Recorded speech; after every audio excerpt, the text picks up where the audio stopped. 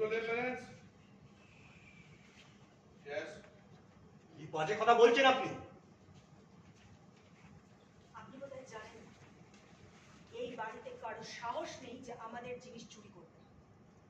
আর তাছাড়া এই বাড়িতে বাকিরা অত্যন্ত বিশ্বাসী, একমাত্র এই মেয়েটা ছাড়া। এই মেয়েটা যেদিন থেকে আমাদের বাড়িতে এসেছে নিজের থেকে, সেদিন থেকে আমার ওর ওপর সন্দেহ হয়েছিল। ও একা আসেনি, ওর সঙ্গে আরেকটি মেয়েকে নিয়ে এসে হোটেলের কাছে ঢুকিয়েছিল। শিক্ষা অবশ্য সে পেয়েছে, তাকে অবশ্য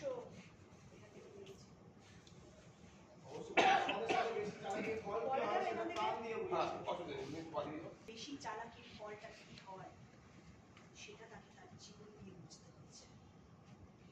এখন এই মেয়েটার পালা। আমি এমনি এমনি বলছি না রকি, আমার মুখের কথা যদি বিশ্বাস না হয় তোমাদের, আমি প্রমাণটা সাথে করেই নিয়ে এসেছি। এই দেখো প্রমাণটা। দেখছো বাবা, ক্লোজ ক্লোজ ক্লোজ ক্লোজ গেল। দেখছো দেখছো দেখছো দেখছো ওদিক থেকে গড়ে দেখে যে গড়ি মুচকে আসছে আসছে আসছে। ওদিক থেকে অভিলাষ বলল, কি হলো? এত বড় অন্যায় করে আবার হাসি মুখ করে দাঁড়িয়েছো? এই ভাগ্নে দিদি, তোরা ওখানে কি দেখছিস? সেই মেয়েটাকে ছেড়ে দিয়ে টান চার দুটোর উপরে হালকা লেফট ব্যালেন্স বাবা। ব্যালেন্স আপনার পড়ে যাবে না বাদ দিবেন। यस तो हो जाएगा।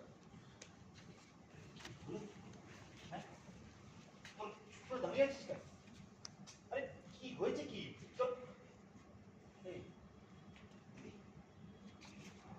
আমার দিকে তো নেমে দিচ্ছিস না। আমি কি বললাম?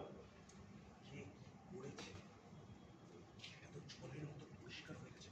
মানে এতদিন ধরে দেখছি সর্ষের মধ্যেই প্রতিটা লুকিয়েছে। ও সর্ষে ভাবে কি বলছো না? আমি কিছু বুঝতে পারছি না। কি হয়েছে কি? আরে বলবে তো কি হয়েছে? এখন শুধু আমি